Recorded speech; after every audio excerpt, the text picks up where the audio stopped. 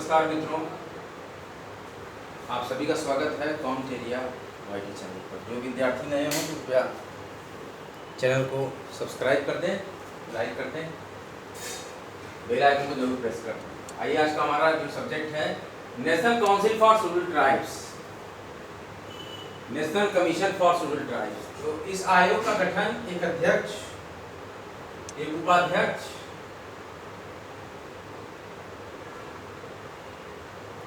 और 3 अन्य, एक अध्यक्ष, एक उपाध्यक्ष और 3 अन्य सदस्यों से मिलकर होता है।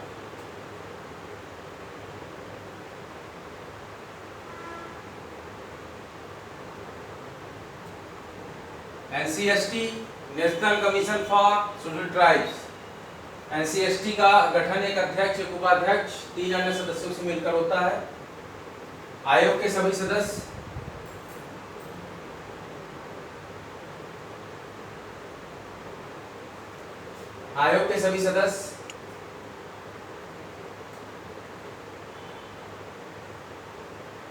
राष्ट्रपति के आदेश और मुहर लगे आदेश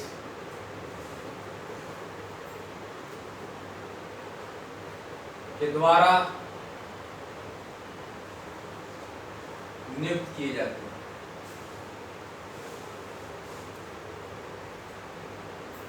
सेवा शर्तें, सदस्यों की सेवा शर्तें और कार्यकाल, सेवा शर्तें और कार्यकाल का निर्धारण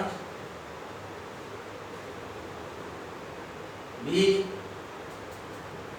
राष्ट्रपति द्वारा किया जाता है।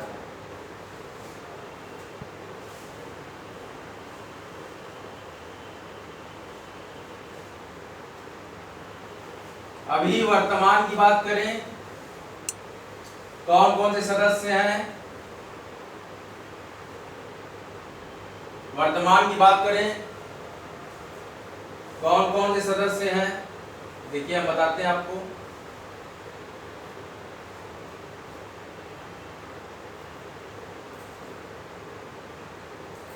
एक अध्यक्ष, एक उपाध्यक्ष, ध्यान दीजिएगा, और सदस्य। कहने का मतलब है कि national commission for scheduled tribes, ancestry, जैसे एनसीएसटी था कास्ट के लिए, वैसे ही एनसीएसटी था।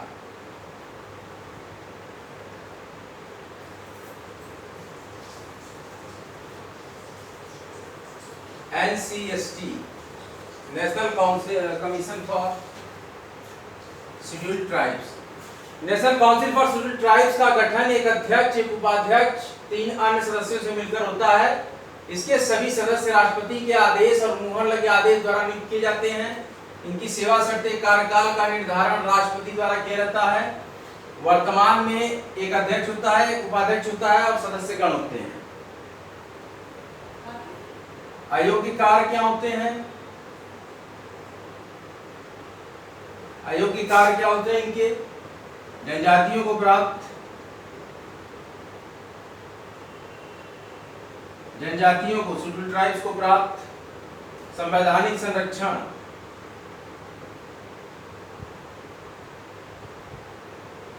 जनजातियों को प्राप्त संवैधानिक संरक्षण की समीक्षा करना। देखिए, जनजातियों को प्राप्त संवैधानिक संरक्षण की समीक्षा करना, जनजातियों को संविधान में, ध्यान दीजिएगा, जनजातियों को संविधान में दिए गए अधिकार,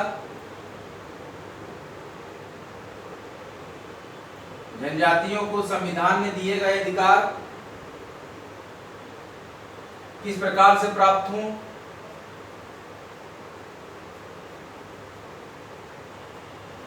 जनजातियों को संविधान में दिए गए अधिकार किस प्रकार से प्राप्त हों,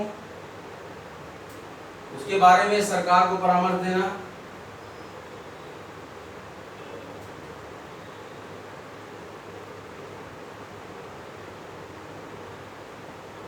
परामर्श देना। NCST commission, national commission for scheduled tribes, national commission for scheduled tribes का गठन एक अध्यक्ष, एक उपाध्यक्ष और 3 अन्य सदस्यों से मिलकर होता है और NCST के सभी सदस्य राष्ट्रपति के आदेश और मुहर लगे आदेश द्वारा नियुक्त किए जाते हैं और सेवा शर्तों कार्यकाल का निर्धारण भी राष्ट्रपति करते हैं। वर्तमान में निम्न प्रकार के होते हैं, इसमें सदस्य एक अध्यक्ष होता है, एक उपाध्यक्ष होता है और सदस्यगण होते हैं। इनके आयोग के कार्य क्या हैं? आयोग कार्य हैं जनजातियों को प्राप्त संवैधानिक संरक्षण की समीक्षा करना, जनजातियों को संविधान के में दिए गए अधिकार किस प्रकार से प्राप्त हों उसके बारे में सरकार को परामर्श देना। ये कार्य है हमारे इनका NCST का। राष्ट्रपति को इनके बारे में, राष्ट्रपति को शेड्यूल्ड ट्राइब्स के बारे में, राष्ट्रपति को शेड्यूल्ड ट्राइब्स के बारे में अधिकारों और विकास, उनके बारे में, उनके अधिकारों और विकास, राष्ट्रपति को शेड्यूल्ड ट्राइब्स के अधिकारों और विकास के बारे में रिपोर्ट देना, के बारे में क्या इनका विकास हो रहा है, रिपोर्ट देना। ये कार्य है NCST का। क्या है कि राष्ट्रपति को अनुसूचित जनजाति के बारे में, उनके अधिकारों के और विकास के बारे में रिपोर्ट देना। आज का लेक्चर जो हम परफॉर्म कर रहे हैं आई पॉलिटी और कॉन्स्टिट्यूशन, इसमें हमारा मेन बोर्ड हेडिंग है, कल से ही चल रहा है, national commission for scheduled tribes. National commission for scheduled tribes का गठन एक अध्यक्ष, एक उपाध्यक्ष, वर्तमान और उनके साथ ही साथ 3 अन्य सदस्यों से मिलकर होता है। आयोग के सभी सदस्य राष्ट्रपति के आदेश और मुहर लगे आदेश द्वारा नियुक्त किए जाते हैं और सेवा शर्तों कार्यकाल का निर्धारण भी राष्ट्रपति करता है।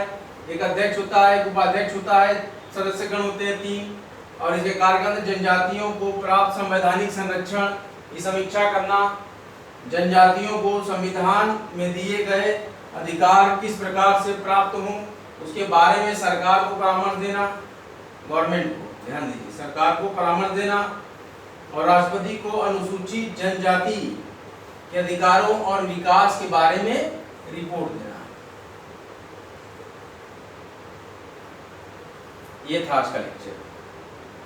Study hard get success. हम टोटली आपको complete version of Gist are the crux of the juice of the NCERT for the concept folder Indian Polity and Constitution, high polity constitution के लिए हम परफॉर्म कर रहे हैं lecture, very synthesise, very analytical researcher form में और बहुत ही अच्छे वे में और एक अच्छा वेल डिज़ाइन हम लेक्चर यहाँ परफॉर्म करते हैं जो कि पूरे रिसर्चल मेथड होता है मेरे द्वारा।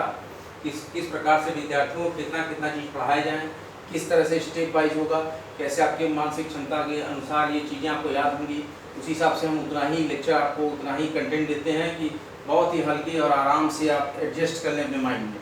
उस हिसाब से हम विद्यार्थियों का जब भी तैयारी का जो संकल्प लिए हैं कि हर विद्यार्थी एक्सपीरियंस और कंप्यूटर के साथ कंधे से कंधा मिलाकर चलता है काउंट एरिया, स्टडी सिलेक्शन तक हमारा महत्वपूर्ण टैगलाइन है, स्टडी हार्ड और स्टडी हार्डर एंड हार्डर और अचीव कर लीजिए अपने को, यही हमारे महत्वपूर्ण संकल्प है। इसमें कि सिलेक्शन तक आपके साथ चलेगा काउंट एरिया। भारी मात्रा में चैनल को सब्सक्राइब करें, वीडियो को लाइक करें, शेयर करें। और वैकेंसी अपडेट की बात हम कर लें तो UPSSC पेट का जो एग्जामिनेशन है 28 अक्टूबर और 29 अक्टूबर को कंफर्म हो गया है। UPSSC पेट का फॉर्म 28 और 29 अक्टूबर 2023 को होगा। अगले साल तक इसका नाम सेट हो जाएगा, स्टेट एलिजिबिलिटी टेस्ट, याद रखिए। राजस्थान में इसी परीक्षा को CET बोलते हैं, कॉमन एंट्रेंस टेस्ट। तो पेट का हमारा ये हो गया और एक महत्वपूर्ण रिजल्ट आया है MP सेट, असिस्टेंट प्रोफेसर बनने के लिए स्टेट एलिजिबिलिटी टेस्ट, जो कि आपको ग्रेजुएशन में 55% मार्क्स चाहिए थे पोस्ट ग्रेजुएशन में। उस पर हम भरते हैं जैसे नेट, तो वैसे MP का सेट होता है। MP सेट के रिजल्ट अनाउंस हो गए।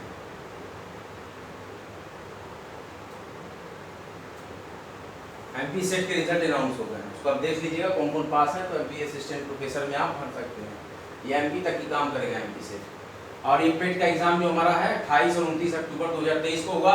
वहीं पर जो बच्चे लगी थे उनके लिए ऑल इंडिया बार एग्जाम आपका 29 अक्टूबर 2023 को होना है। आप सभी विद्यार्थी रजिस्ट्रेशन करा लीजिए, अर्जेंट में और दे सकते हैं। ऑल इंडिया बार काउंसिल का फार्म का लास्ट डेट है ऑल इंडिया बार काउंसिल का 30 सितंबर 2023। All India bar council form के रजिस्ट्रेशन के बारे में बता देता हूँ। ऑल इंडिया बार काउंसिल में आपकी उम्र अगर 29 साल से कम है तो आपका लगेगा 16,665 रुपया। अगर आपकी उम्र 29 साल से ज़्यादा है तो आपका लगेगा 21,665 रुपया। अगर आपकी 38 साल से कम है तो आपका लगेगा 18,665 रुपया। 38 साल से ज़्यादा है तो 21,665 रुपया। 40 से 45 से 50 साल की उम्र है तो आपका 3,000 कम हो जाएगा, यहाँ लगेगा 18,665 रुपया। ध्यान दीजिए। और 38 साल तक की उम्र कम है तो 16,665 रुपया लगेगा। लेकिन 45 से 50 साल आपकी उम्र है जनरल में तो 18,665 रुपया लगेगा बार काउंसिल के ड्राफ्ट।